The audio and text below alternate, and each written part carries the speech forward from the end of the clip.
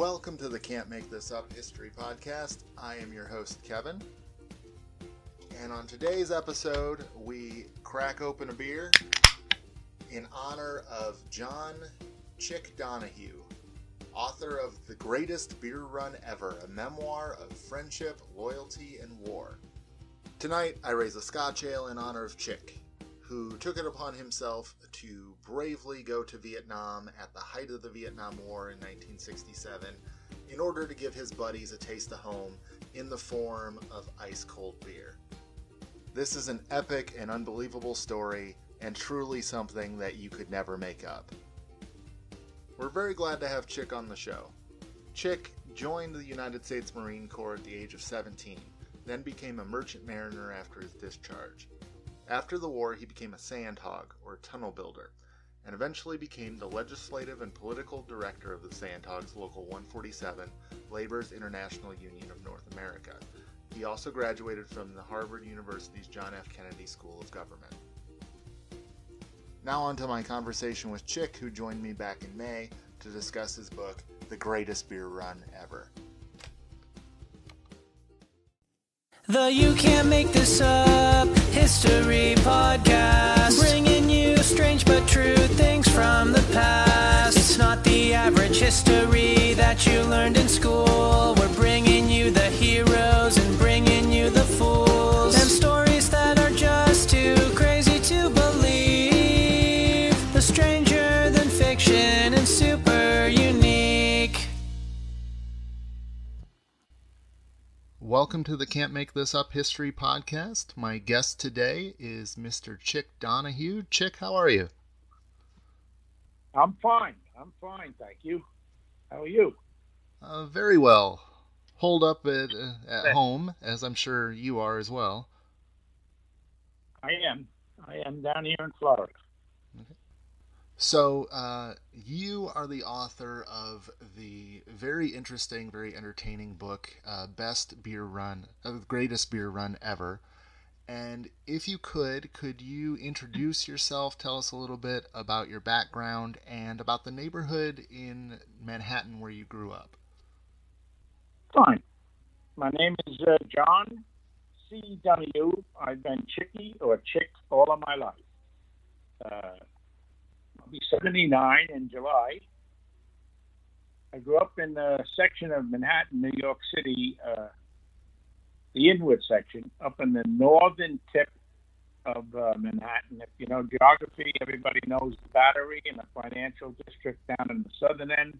Well, I'm the opposite end, the northern end, same difference. And I grew up there. That was my home. Nice neighborhood, lots of parks, lots of friendly people, mostly Irish people, mostly Irish and Jewish people, and then the regular mixture of everybody and anybody. I was there until went to school there. 17, I joined the Marines and went off to for 4 years active duty in the Marines. Came home 2 years in the reserve, and 1964, I got seaman's papers. I wanted to go to sea. I didn't see enough of the world with the Marines. So I started sailing ships, and it was 3 years later, while I was a seaman, the story about Vietnam and the beer run came about. And I sailed ships for 6 years, then come back and actually bought the tavern that the story started in with my savings from sea. And I did that for 4 or 5 years. And then I became a sandhog. A sandhog is an urban miner. Some people, my name is a nickname, Chick or Chicky. Sandhog sounds like a nickname. It's not. It's actually described in a dictionary as a soft ground miner. And we dug all the tunnels in New York City. Sewer tunnels, water tunnels, rail tunnels, car tunnels, any kind of tunnel. And we worked from 100 feet under the ground to 700, 800 foot under the ground. And anybody who knows New York knows it's all solid bedrock. granite, actually. I did that for a number of years, and in the meantime, the city went broke and put us all out of work, and by default, I became the political director for the Sandhogs, and I retained that position for 33 years, 35 years. And during that time, I had a very interesting life in politics as a union political director. I wound up going to the Kennedy School at Harvard School of Government, got a master's in public administration, came back, and while all this was going on, I had a wife. I have a wife, Teresa, and I have 3 kids, Sean, Brian, and Audra. And that's been my life. I retired in the end of 2013, and I live now in over 55 age condo development in Pompano Beach, where I love to spend the time down here with my wife, Teresa. And you also helped with the History Channel show on Sandhogs, I believe, didn't you? Yes, I did. Yes, I did. In the beginning, part of my job as a political director was to get as much publicity as possible about the problem of the third water tunnel in New York. And there was a young documentary guy, Edward Rosenstein, and he talked me into doing a series for the History Channel on the Sandhogs, but also a 2-hour documentary on, coincidentally, the greatest tunnel ever built, which was the water tunnel. So yes, I did that. Yeah. I also got the history of the Sandhogs to be put in a book form. I hired a guy, and we wrote the history of the Sandhogs. I made a number of other videotapes to lobby for jobs for Sandhogs, for the water tunnel and other projects, Second Avenue Subway, East Side Access, a number of things. So I had a full life, had lots of fun, made a lot of friends, and God's been good to me. Well, very good. One of the themes in your book, The Greatest Beer Run Ever, is that theme of friendship. So if you could start, your book starts out in 1967. If you could tell us about, what was going on with your friends, who was at war, who was at home, and what was kind of the morale of the Vietnam War in your community. Well, in my generation, we were the sons of the World War II vets. And it was quite normal, working class, blue collar, quite normal for people of my generation. And when they finished high school, and the draft was always there. So they used to volunteer for the draft, get it done with, then come back and use the GI things, some of them to get some college, but that was normal. We didn't know that we were being patriotic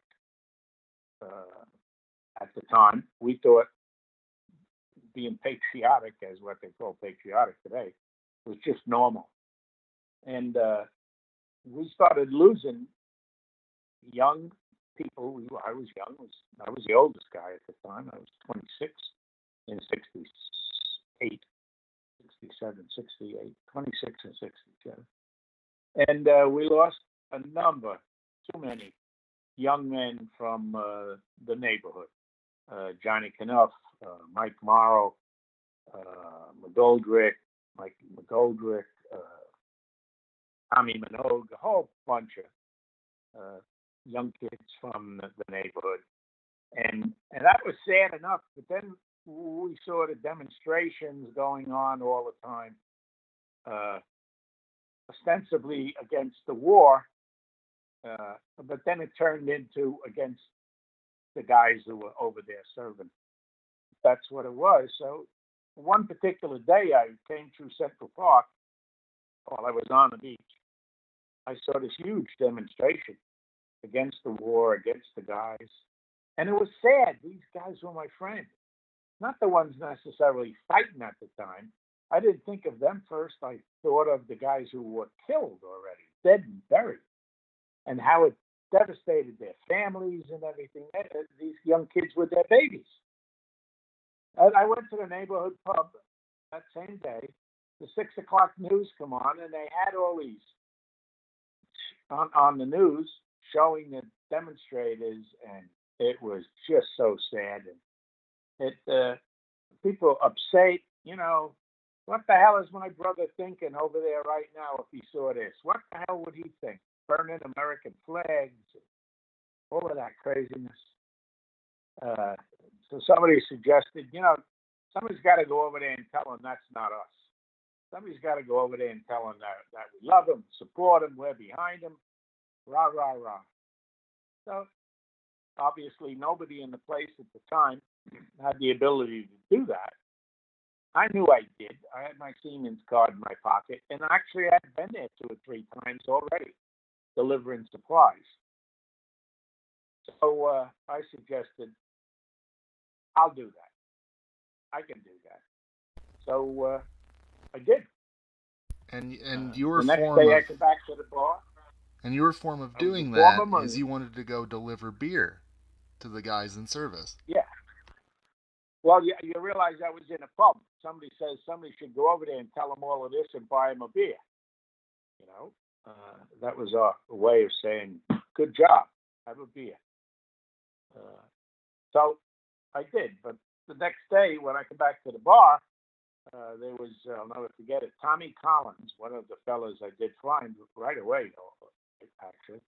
His mother was there, Irish immigrant woman with a brogue, trying to stick $100 in my pocket. Oh, you go tell my Tommy that I love him and I say Mass. I go to Mass every morning at 6 o'clock for him and all of this. And I said to myself, if I ever took that $100, I said I would have to walk through a minefield now because I couldn't come back and tell her I couldn't find him if I come back. So I knew I was in then. So they gave me a list. A number of people had come in, heard I was going. They gave me a list of 6 guys. I actually went and saw Ricky Dugan's mother. I saw Bobby Pappas's father, Spiro, and again, Mrs. Collins. So I saw some of the parents and all of their friends and all. So of course they thought it was a joke. You couldn't get it done, but I was a street smart kid. So I thought I could get it done. I didn't think much of the danger, but now it was my mission. And good, I'm doing something for the war. Good, I'm doing something for my friends. Good, I'm doing something for my community. Good, I'm doing something for America. So that made me drive. That made me feel good. I was doing the right thing. If I failed, I failed. But I was going to try hard. So a day or two later, I went down to the Union Hall. I threw in my sailing card, my Siemens card, and I qualified for the first job up there, which was the SS Drake Victory. They needed an oiler. I was qualified to be the oiler. The Drake Victory. It was out in Leonardo, New Jersey. The only pier in Leonardo, New Jersey, is a pier that stretches into the bay for about a mile. And then one skinny pier all the way out, and then splits into 3. And it's an ammunition dump. They bring the ammo out there. There was no doubt in my mind that this Drake Victory, which was an old World War II ship that most of them came out of mothballs for Vietnam, I knew that it had to be going there. It's the only place they needed that kind of ammunition to send the ship anyway. So took the job, I went out to Leonardo, New Jersey, got on board the ship and saw that it was brand spanking refurbished. It had been built in, I think, in 44 or 45.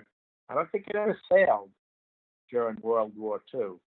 So they brought it back out. They had all new equipment on it and new beds and beautiful mattresses, and all that sort of stuff.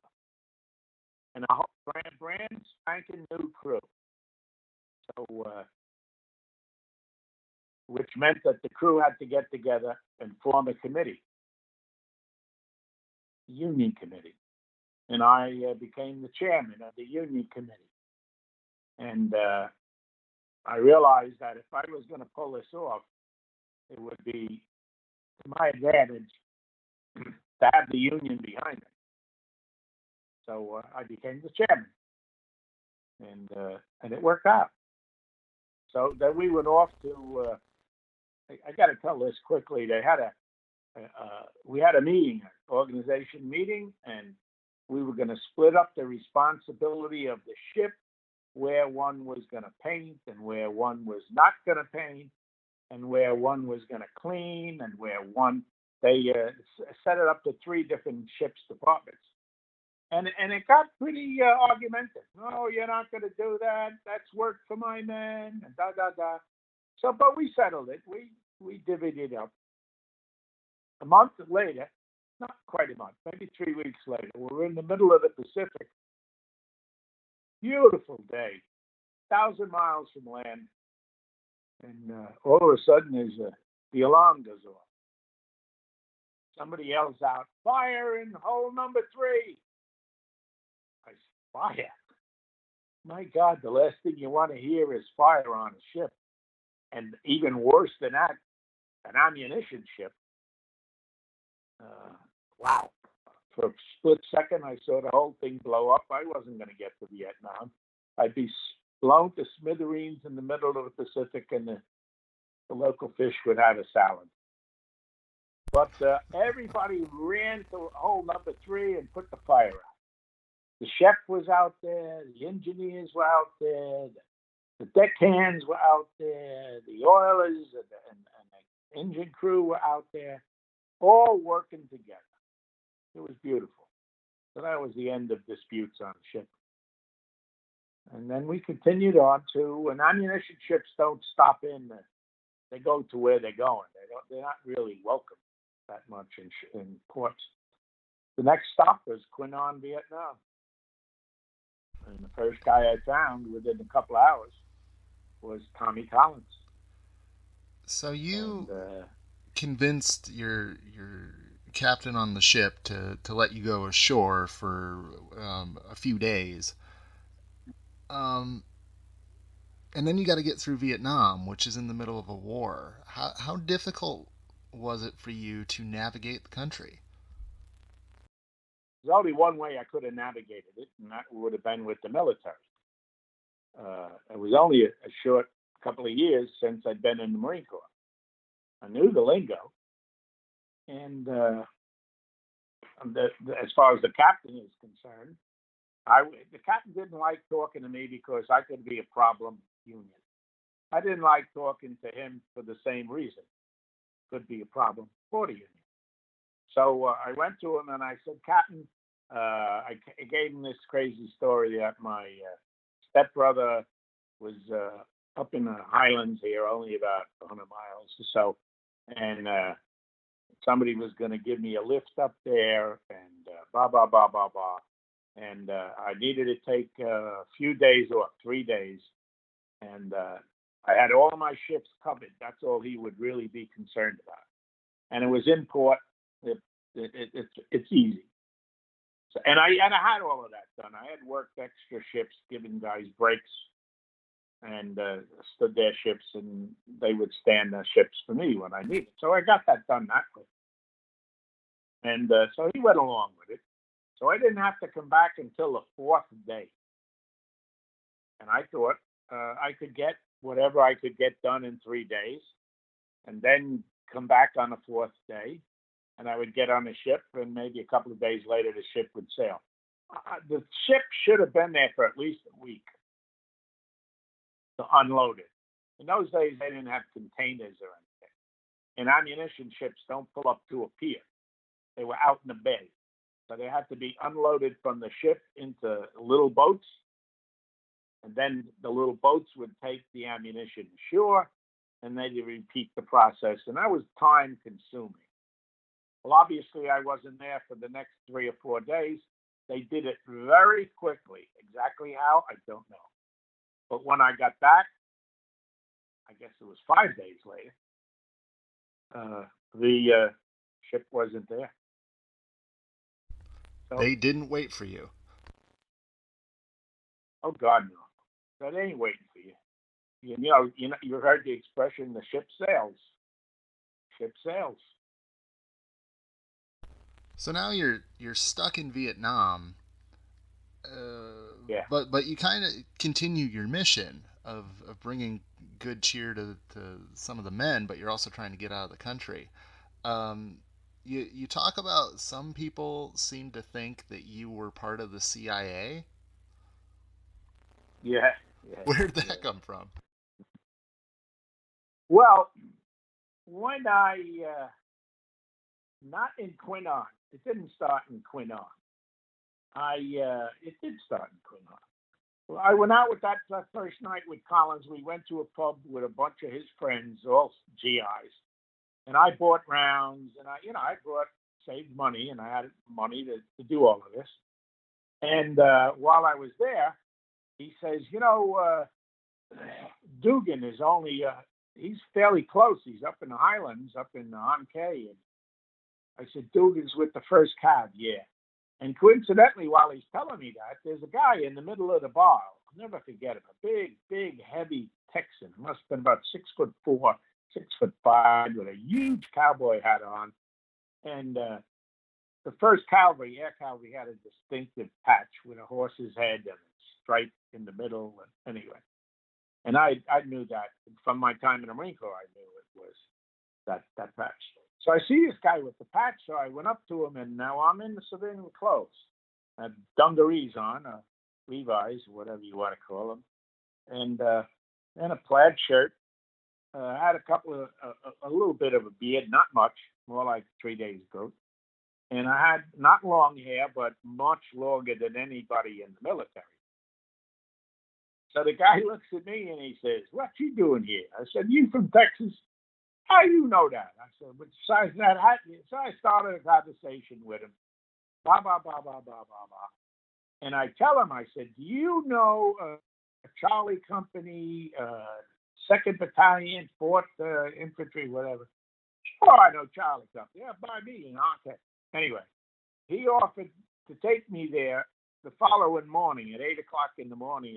If I met him on a tarmac at 8:00 the next morning, 800 hours, he would take me on that plane and take me up to Ankh.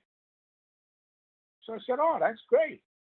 So we partied all night, sang a lot of Irish songs and all that kind of stuff.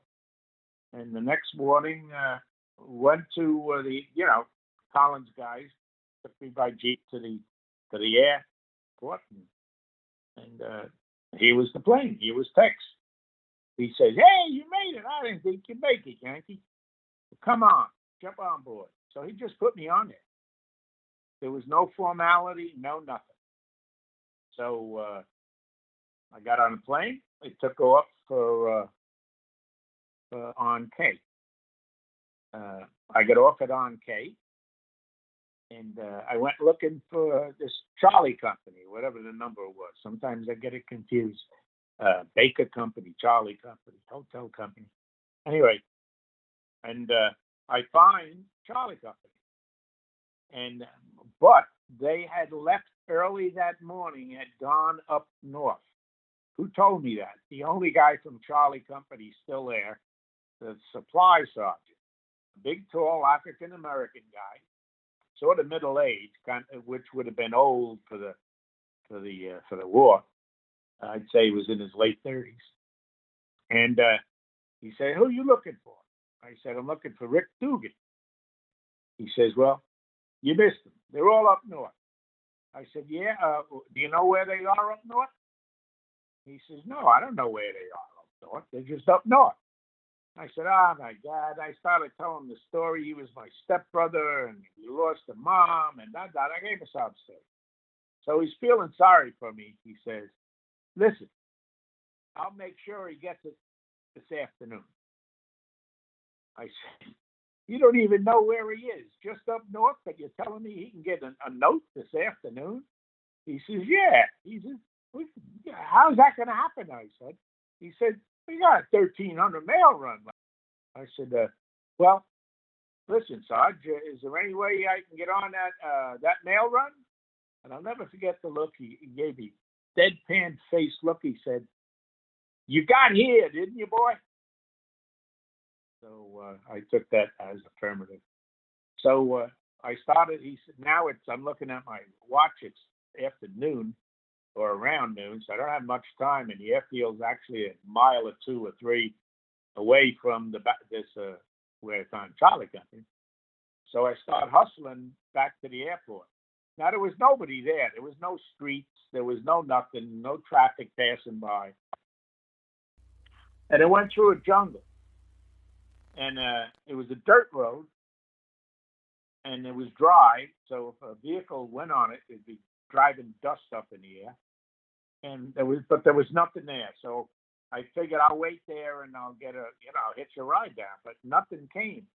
So I started walking, and I'm maybe 10 minutes walking down the road, and I see a vehicle coming, and it's going my way. There was no other vehicle going anyway for this. And I flagged the guy down, and the guy pulled over. And the guy on the driver's side, on the passenger side, says, yeah, where you going? I said, I'm going down to the airfield. I got to make that 1,300 mail run. He says, come on, jump in. I jumped in the back. The driver was there, obviously, and another guy in the back. So the guy sitting next to me says, who are you with? And I noticed these guys had military clothes on, but they had no rank. They had insignias, but they were civilian employees, like mechanics. And actually, they were radio guys. They were fixing radios and all the helicopters. So he says, who are you with? I said, I'm not with anybody. I said, I told these guys the truth. They said, I'm over here and I'm trying to find a guy, and I told him about Dugan, I got the story with the stepbrother, whatever. And the driver stops. He turns around, he looks at me, and he says, Jesus, Chick Donahue, what the hell are you doing here? I said, oh my God, it's Kevin McClune, another guy in my list. Wow. So now I had 2 guys in the first day or 2. Wow, so he drives me to the mail run, and it was coincidental that I walked into the tent. There's a tent there where it would be like the operations tent, you put your name on a list. You needed orders to travel on a plane in Vietnam in the military. Some of the civilians did it a little bit differently, but everybody needed paperwork. I had no paperwork. So I walked in the tent with these 3 guys, and I said, with authority, I said, you got a 1,300 mail run out of here soon? He says, yes, sir. I said, put my name on there, John Donohue, civilian. He says, okay. And there's 3, now what's standing in front of him, there's 4 civilians. We couldn't all been spies or whatever, all Americans. So he put it down. And then I went outside and waited around, and we were chatting. We had a beer, and somebody yells out, okay, we're getting ready. Any officers here? We got a lieutenant. Okay, and the lieutenant, he says, NCOs? Any NCOs? No, wait a second. Hold it. We got a civilian here? I said, yeah, that'd be me. All right, you get aboard. So I got aboard, and then the rest of the guys came aboard. And 2 kids sat alongside me, bench seating along the side of the plane.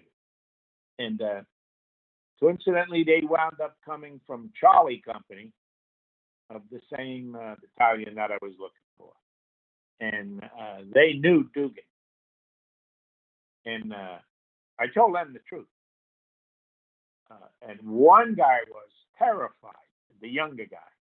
He was terrified. Holy shit. I'm going to be in trouble here. They had been coming back from, had both been wounded. They were coming back from hospital. and we were going back up to their outfit. So one guy thought it was fantastic, but the younger guy was terrified. So I said, listen, I'm not going to get you guys in trouble.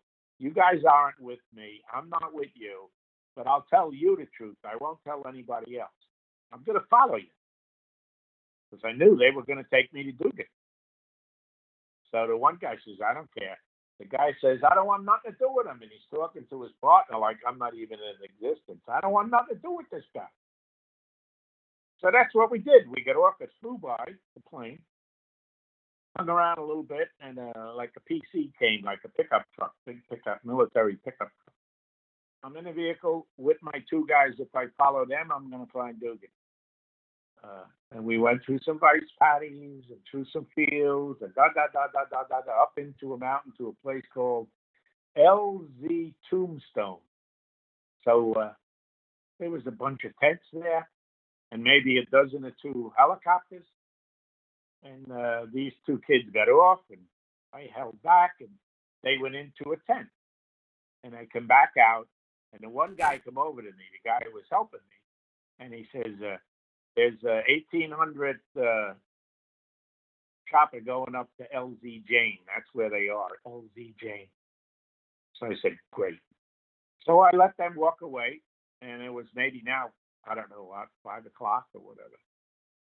And I walked up the little hill there into the tent, and I tried the same thing that I did on K.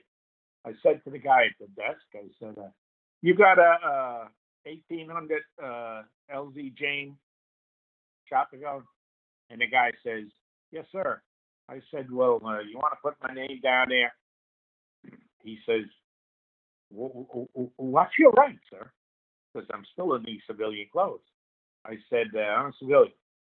So, but I said it with authority. I'm talking to young GIs. I'm older than them. And I know the lingo at the time. I was just out of the Marines Company. And sure. He says, I'm sorry, sir. He says, I can't put your name down here. You're going to have to speak to Major Meeker or something. So before I could open my mouth again, I hear some voice behind me say, who has to speak to me? So I turn around. I introduce myself. My name is Donohue, John Donohue. I have to get up to LZ Jane. That's it. And I couldn't explain to this guy, particularly in front of the other guy. So he says, oh, yeah? Why do you have to get up to LZ Jane? So I said, Major, if I told you the truth, you wouldn't believe me. He says, is that right? Did you eat lunch or eat dinner or anything? No. Come on. Come with me. Have some dinner. So I went with him. He took me to dinner in a tent. We ate. I got a great kick out of it. I was a PFC in the Marine Corps, and I'm eating with this major in the Army. And I told him in such a way that it was a ridiculous story that nobody would believe the story, but basically the truth. And he says, that's what I like about you guys.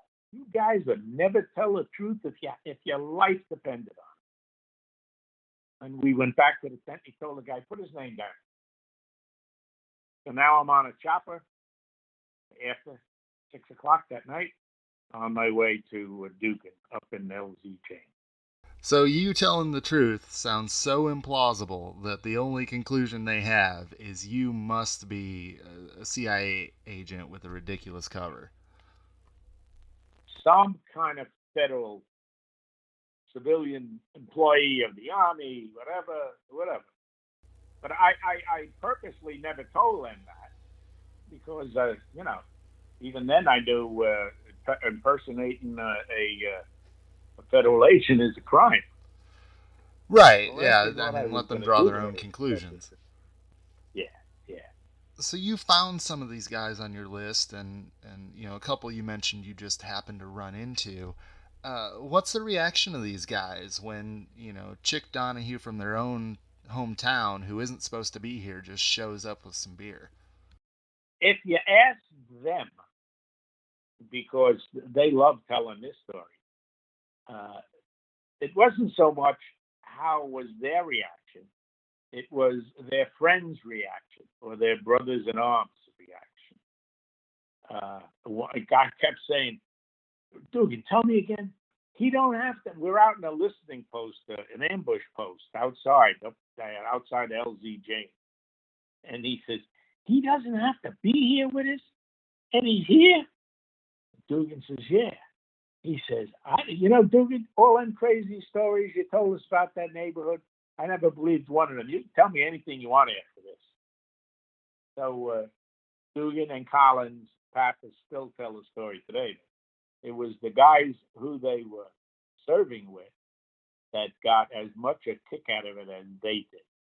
All right. So this crazy mission of yours, left you stuck on the beach was the term you used. Your ship's gone. So what's the plan for getting out of Vietnam? There was never a plan.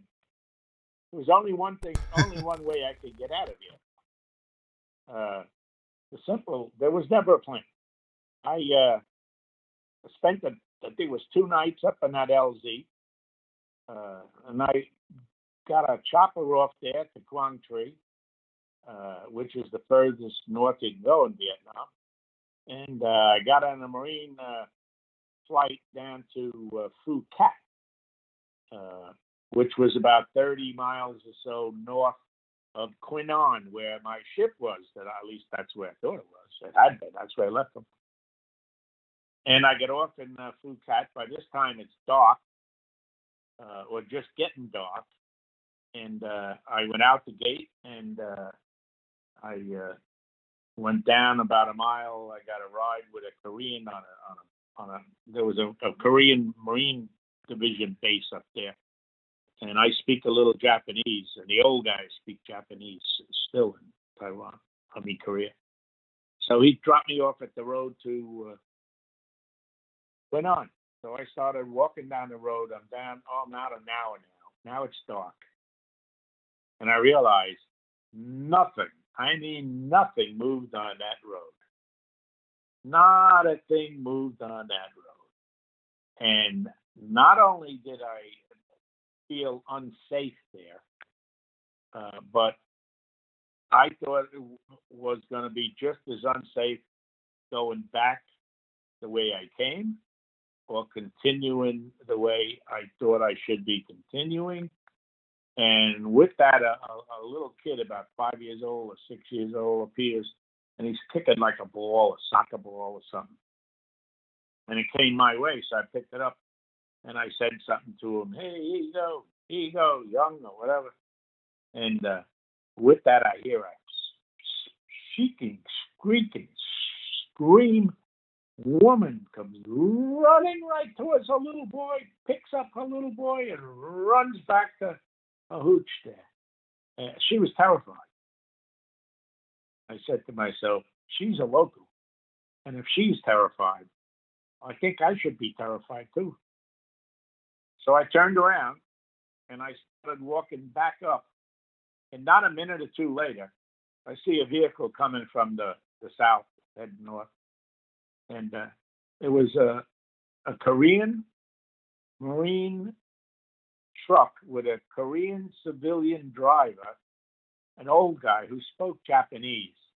And I said to him in Japanese, Phuket yuki wa doko desu ka dozo. Please show me the way to Phuket. He says, Daijoubi. Okay. I got in the truck and he took me back to Phuket. And when I got to the gate, I walked up to the gate and the guy says, who are you? And I showed him my seaman's paper. Where are you coming from? I said, I was on the road to Quy Nhon. He says, are you out of your mind? He says, Charlie has that road. That's their road all night. I would have walked right into Charlie's reception. So then I spent the night in barracks there in Phuket. Next morning, I got in a convoy, took me down to Quy Nhon, went to where I thought the pier where I would get the launch to my ship. It wasn't there. So then I had to go to the Coast Guard, American Coast Guard, which monitored the American shipping there. and report to the guy. And he says, "Oh yeah, we got you on the list. I got you listed as missing." So I said, "Well, whatever." So I said, "What do I got to do?" He says, "Well, I'm going to put you up in this barracks over here." He says, "And we're going to send a notification down to Saigon. They're going to send back with orders. You'll probably have to go down to Saigon, and they'll try to repatriate you to your ship, wherever the ship might be, if the captain will take you." So I went over to the barracks, and I looked at that place, and I said, "No, I ain't staying there." So I went back to the Coast Guard, and I said to the Coast Guard, "Listen, I'm not going to stay over here. I'm going to go out to the airport and try to hitch a flight down to Saigon." And the guy laughed at me. He says, "You're crazy." He says, you can't just hitch a ride on a plane." He says, "You can't do that. You need orders. Nobody can go anywhere in this country without orders." I'm looking at this guy, and he thinks I'm crazy. I just been on a couple of planes, a couple of helicopters, and no orders. So I went out to the airport, and I stopped the pilot, and I told him my story. He thought it was outrageous. I told him the truth. He thought it was outrageous. I lied to him where I implied that my ship was in Saigon. I had to get to Saigon to get back to my ship. Otherwise, they can sail without me. So the guy snuck me on his plane, and he flew me to Saigon. I got to Saigon. I went to the American Embassy, and actually the consul office, which is adjacent to the American Embassy. And I went in there, and I told him the story. Oh, God, da, da, da, da, da. So then the bureaucracy came in, and 3 or 4 days later, I get a passport. Oh, great, I think I'm coming home. And because I had no passport, all I had was my seaman's ID. And then, then he says, "All right, you got to go and get a visa to get out of here." A visa to get out of here? I can't. No, you got to get a visa from the Vietnamese. So I went to them, and that was more bureaucracy. Another couple of days, maybe a week. And on top of that, when they notified the embassy, the consul that my visa was issued and I had to go and pick it up, I had to bribe them. I had to give them $900 American. Now, this was such an everyday occurrence there that the consul officer told me, "Okay, have you got, how much money have you got with you total?" I said, "Well, I get $30 a day allowance from the shipping company while I'm here. Every day I have to go and pick up $30. So he says, "Well, okay, we're going to give you $900 as a loan. And you're going to take that with, so-and-so will accompany you, somebody from the embassy. And you're going to go over there, because that's what it's going to cost you to get your visa." So I went over with this guy. He had the envelope. And when we go in there, and the guy says, "Oh, yeah, you got the envelope?" "Yeah." "Okay." The guy gives me the envelope, and I hand it to the Vietnamese official in his office. He had the nerve to count the money, like he didn't trust these Americans, particularly the guy from the consul. I thought that was outrageous. Of course, I shut my mouth. I'm getting out of there. So I left. I think it was a few days later they had arranged for me to fly from Tan Son Nhut Air Force Base outside of Saigon to Manila. My ship was in Manila, and they would take me back. Great. Reading your book, I didn't put together the timeline until you got to this point, and you started talking about celebrating Tet in Saigon, and I'm thinking, oh no. Yeah. You remember me telling you I spoke Japanese? Yeah. Well, with the $30 a day, I had to pay for my hotel. You couldn't get a hotel room for, American Western hotel for $30. But in Chalon, Chinese section of Saigon, there was a Korean hotel. And again, the old timers speak Japanese. So I went there. A guy told me about it. I went there and I paid $5 for a room. But it's in Cologne. But I didn't. It was like being up in Harlem, and there was no problem, you know. So I went to my room that night, New Year's Eve, and laid down and expecting to get to the airport. I told the guy he had to drive me to the airport at 5 o'clock. So I come in about 1 or 2, lay down, and during the night it got louder and louder and louder. Well, they celebrate New Year's with firecrackers, and that's okay. I'm used to the noise. That didn't bother me until the window broke. And then I realized they weren't firecrackers. Well, not all of them. And I went and I woke up the old man who ran the place, and I convinced him. I gave him everything I had, and finally he puts me in his car, and we go down the streets of Cologne heading towards the American embassy. And what was it?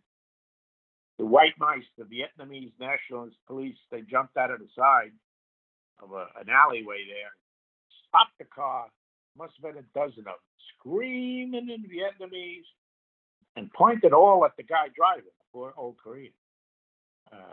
Not me. They didn't give a crap about me. And I got out and explained to them what I was doing. One of them spoke pretty good English, and who's this guy? He's my guy who owns a hotel. So they wanted to call for this, and I said, listen, I don't have time. I got to get to the make a flight. So I left them there and walked down closer to the river, and then over to Tudo Street by the Majestic Hotel, right on the corner of the river and Tudo. They changed the name. It's no longer Tudo. And there was nothing on the street, nothing. And I heard some firing, but it was firecrackers, you know, or maybe somebody shooting off, and, you know, their guns in the air or whatever. And I stopped. There was a guard outside of the hotel, Americans.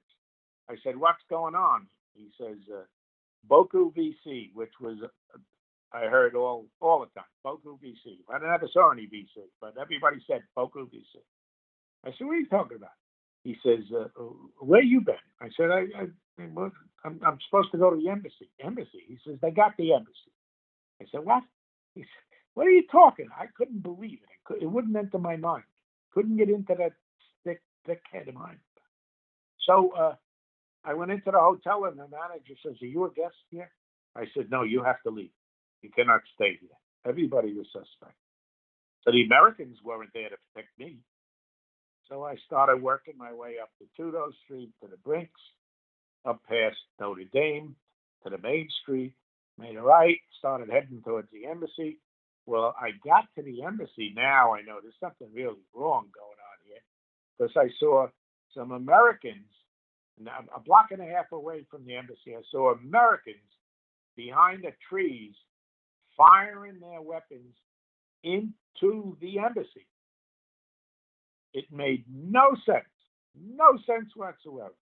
But I kept going. I had no place else to go. I didn't know what to think of it. I was totally confused, but I kept going. And by the time I got to the embassy, I was with them GIs hiding behind them trees, and they were firing back and forth to those guys. By that time, Charlie had been in the embassy for an hour and a half, 2 hours maybe, I don't know. And we didn't know outside that they had at that time they were only on the ground.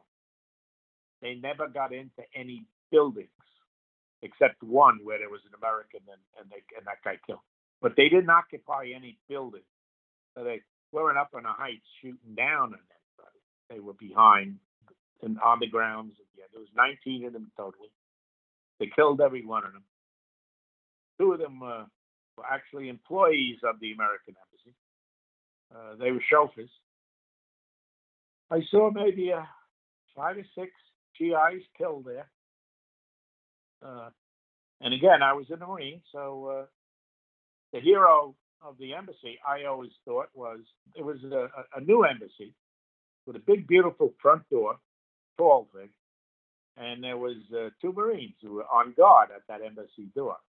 And their orders of the day were, if anything unusual like fire, anybody firing anyway, any gunfire, they're there to close the embassy door and lock it and wait to be relieved. And that's exactly what they did. They closed the embassy door. They locked it and stood. One guy was actually wounded by that. But the other guy relieved him, and he stood at attention inside the embassy door for hours until I think it was whatever airborne division, it might have been the 101st, came in from the helicopters landing on the roof. So now I'm stuck. There was my flight. I finally found the consul guy hours later. I said, "What about my flight?" He says, "Are you out of your mind? They have half a consulate. There's no flight." I wouldn't accept reality. And that became a whole new chapter of my life. Now I'm definitely stuck there. Not only did I miss the flight, I missed the ship from Manila. And I had to start all over again. And you find yourself stuck in Vietnam in the absolute worst possible moment. To tell you the truth, I didn't know that was the actually worst possible moment. It was for the embassy, for me, for Saigon, but I didn't know the extent of the action up and down. The whole country, everywhere was attacked. And I didn't find that out until as the days went on, when I found the Caravella Hotel and the bar up on the roof where I went, and there was a lot of reporters there. Anyway, so as I learned later, I was lucky. A lot of people weren't. Them guys up in Way, they weren't lucky at all.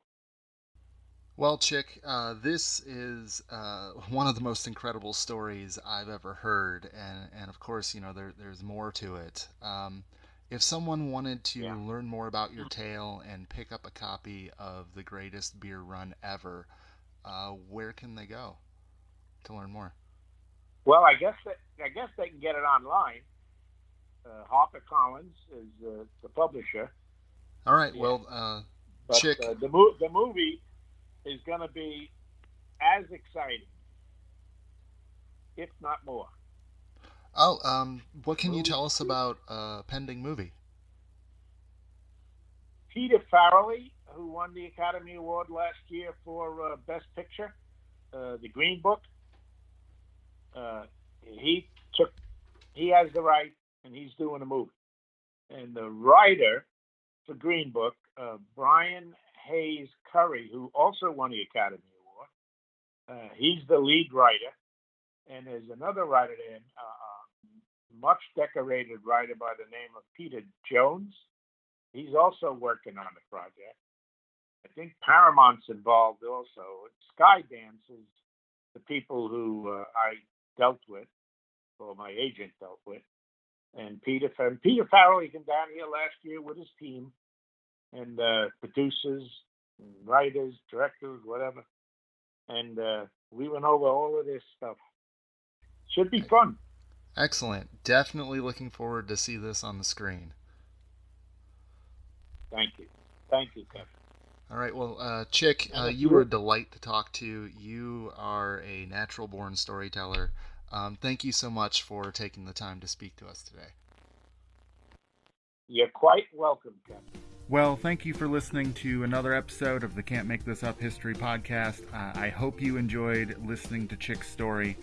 If you want to pick up a copy of the book, The Greatest Beer Run Ever, check out the link in the description of this episode on your podcast app.